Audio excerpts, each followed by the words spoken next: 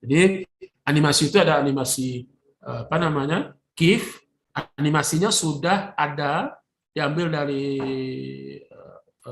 Google. Ada animasi yang kita buat sendiri. Jadi tadi ini kalau kita lihat misalnya tampilannya, ini animasi yang kita yang membuat animasinya. Nah ini penting bagi kita karena kita ingin mengatur munculnya supaya pikiran kita tidak serta-merta dengan informasi yang banyak sekaligus masuk dalam kepala kita. Itu pentingnya animasi. Berikut adalah video. Nah, presentasi ini, video sangat dibutuhkan dalam presentasi kita, tetapi jangan lama-lama. Kalau yang sekarang tuh yang laptop itu kan real video tuh. Ada yang setengah menit, ada yang 1 menit, cukup itu. Paling tidak untuk membuka presentasi kita bisa gunakan video yang nggak usah lama-lama. Karena nanti ada juga yang bosan lihat video itu. Apalagi kalau videonya di samping kualitas gambarnya nggak bagus, ceritanya nggak enak, kemudian juga apa namanya tampilannya juga nggak aja. Kemudian musik background, ya. Kalau seandainya Anda membuat media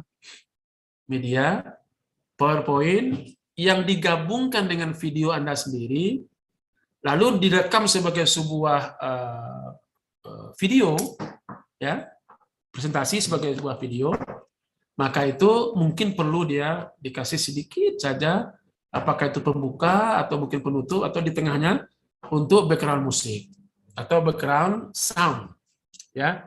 Tapi kalau Anda presentasi langsung, saya kira nggak perlu gitu. Kenapa? Karena Anda akan ngomong sekaligus menjelaskan informasi itu. Tapi kalau medianya nanti saya lihatkan nanti bagaimana cara saudara membuat video dari PowerPoint ini, dan itu perlu kita berikan background sound atau dalam bentuk musik.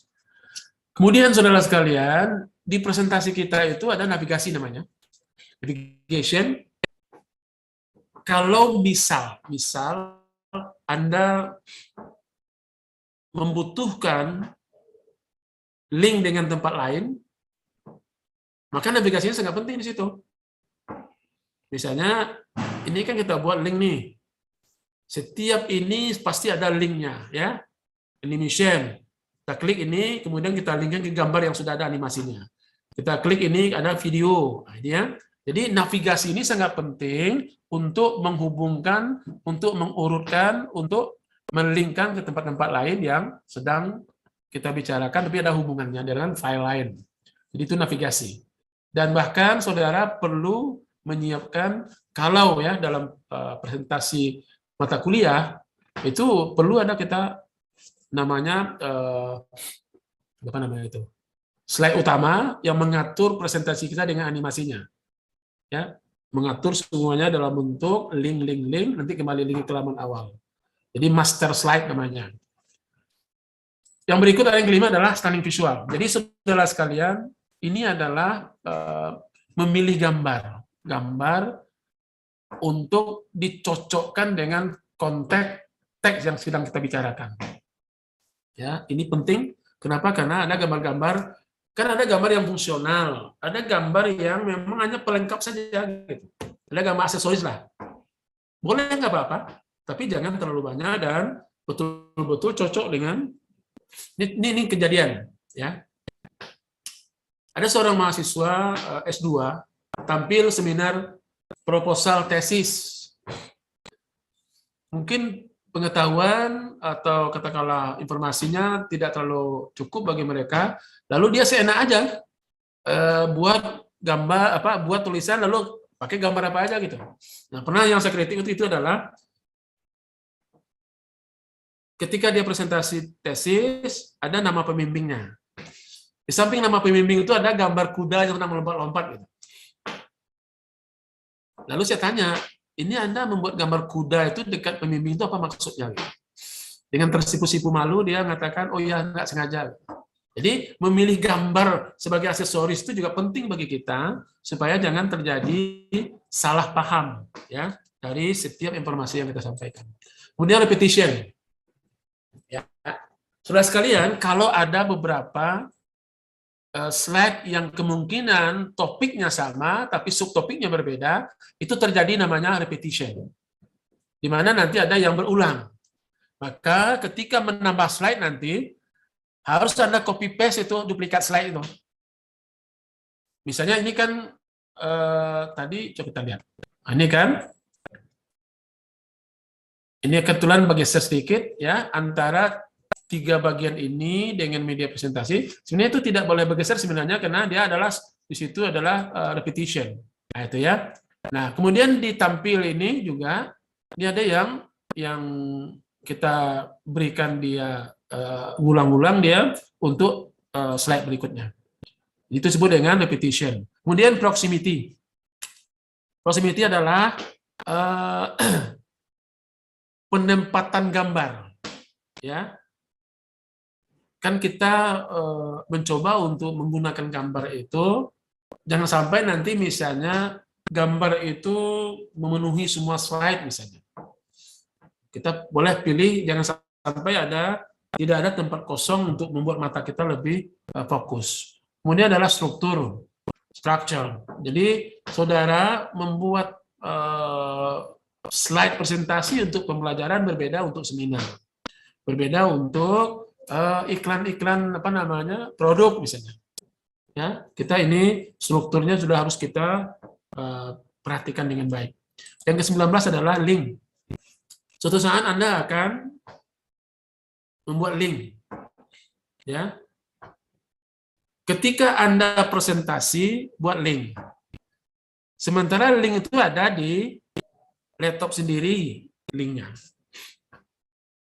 Kalau misalnya Anda buat link nanti, ini kan ada di sini. Ya, ini misalnya Anda mau buat link nih, recapitulation misalnya, sini ada insert link. Ini ada link di sini. Nah ini ada pilihannya nih. Ada yang current folder yang sama, berarti kan di apa itu? Di folder yang sama. Kemudian ada existing file all web page. Ada place in this document. Ada macam-macam ya. Create new document. Present file. Jadi ini banyak di sini. Kalau kita klik ini misalnya, nah, ini dia. Kalau ini misalnya, nah ini kan di slide nih. Anda mau melinkkan ke slide nomor berapa gitu. Ini misalnya, slide berapa nih? Ini slide-nya 35, kita mau slide-nya ke 45 misalnya. Ya. Oke. Nah, nanti waktu kita mencoba untuk melingkannya, tanda link itu ada di garis bawah ya. Nah, ini. Kalau ini kita buat, maka kita akan link ke slide tadi. Supaya bisa kembali ke slide yang tadi, kita harus buat link juga di sini. Berarti kan back nih. Ya, misalnya tadi kita link kemana? Ini kan slide nomor 35 ya. Slide nomor 35. Berarti nanti di sini kita sudah buat link lagi, back, tulis buat back. Sini aja. Back.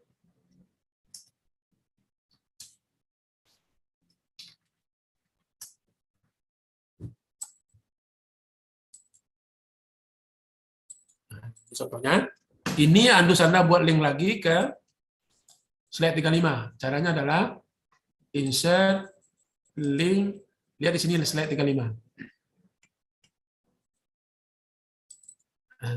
Ya. Caranya nanti kalau misalnya Anda tadi dari slide 35 ini sudah ada linknya. Ya. Ini adalah recapitulation. Benar. Anda akan terlink langsung ke slide 45. Ini Anda back di sini. Maka back ini nanti akan kembali ke slide tadi. Nah, ini dia. Nah, itu yang sesuai dengan navigasi, link, dan segala macamnya. Itu Anda atur sedemikian rupa semua ya. Presentasinya terstruktur dengan baik. Ya. Jadi yang terakhir adalah recapitulation. Jadi buatlah semua presentasi Anda itu nanti dalam bentuk gambar bisa, dalam bentuk kuis bisa, Anda buat kesimpulannya, rekapnya. Jadi kalau Anda buat kesimpulan, akan lebih baik juga kalau membuatnya itu dalam bentuk quiz atau handout, incomplete handout. Jadi ada yang tidak diisi di situ, Anda tayangkan, lalu coba untuk meyakinkan mahasiswa kembali mengingatnya. Oke, masih ada 15 menit ya. Saya nanti minta jam 12 kita selesai karena waktu zuhur.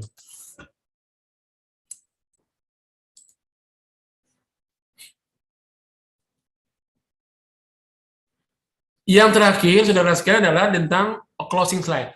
Ya, closing slide ini sangat penting ya untuk mengingatkan presentasi kita. Jadi untuk memberikan kenangan terakhir lah, gitu ya. Bisa dalam bentuk video, bisa dalam bentuk animasi, grafik, gambar, bahkan juga bisa dengan kuis. Gitu. Anda bisa membuat seperti sekarang saya buat misalnya the end ya terakhir ya. Inilah tips bagaimana saudara menyiapkan presentasi pembelajaran Anda dengan baik melalui PowerPoint. Nah, kemudian berikutnya saudara, sekarang kan banyak orang yang sudah mencoba tadi media itu sudah diintegrasikan dengan video. Videonya kita sendiri yang merekamnya. Ini saya berikan contoh. Juga berada dalam rekaman media PowerPoint. Saya akan mencoba untuk merekam presentasi saya, tapi saya akan menjelaskan informasi yang Suara dari PowerPoint-nya terdengar nggak? Baik, saudara sekalian, saya akan Dengar, Prof. kurikulum dan capaian pembelajaran. Dengar, Pak. Apa yang akan kita bahas dalam topik ini ada sekurang-kurangnya ada 3 topik utama yang akan kita bahas. Nah, ini adalah sudah jadi video ini. Bagaimana tentang desain kurikulum 2012. PowerPoint yang sudah direkam. Pengembangan RPS berbasis KPT 2012. KPT adalah sebenarnya enggak begini tampilannya untuk direkam, bukan begini. Cuma saya aja yang membuat tempatnya di sini untuk tag, tempatnya di sini untuk video, kemudian ada nama dan segala macamnya, itu saya aja yang bikin gitu. Kreativitas saja. Program studi 4.0 ya. Nah, saudara sekalian, saya akan memperlihatkan sebenarnya kalau kita itu kira-kira contoh sederhana. Memang videonya saya potong.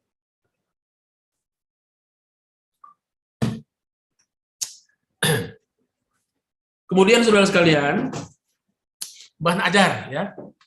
Bahan ajar itu kita juga bisa siapkan bahan ajar yang ini nanti ada linknya di YouTube. Silakan nanti Anda lihat bagaimana cara membuatnya. Ya.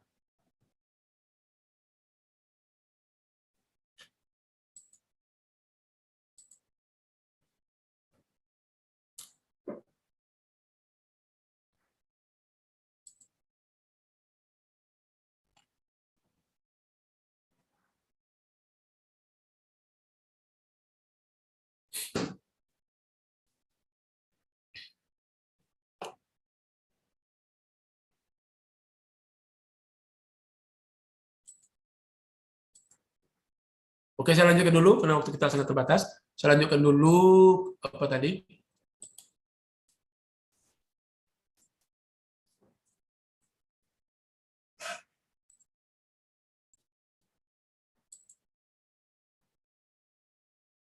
Nah, ini ya.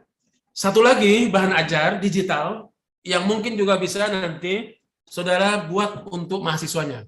Tidak perlu dicetak ya. Ini salah satu bahan ajar digital di mana kita mengkombinasikan ada beberapa model desain pesan juga. Berikut ini saya akan menampilkan hasil dari desain kita tentang modul digital. Pertama tentu saja kita bisa buka dengan model flip.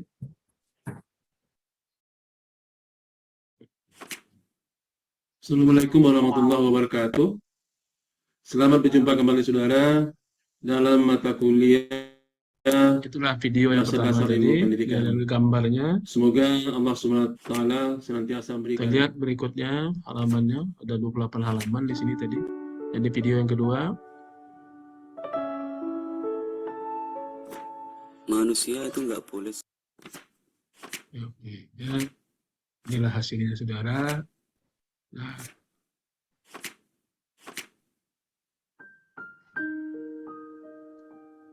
Baik, ini hanya untuk menampilkan hasil akhirnya saja. Terima kasih. Mudah-mudahan Anda bisa merancangnya. Berikut ini ada juga di sini untuk bahan ajar, nanti bisa Anda telusuri di Google, di YouTube. Sudah saya siapkan di YouTube bahan ajar ini, ya. Nah,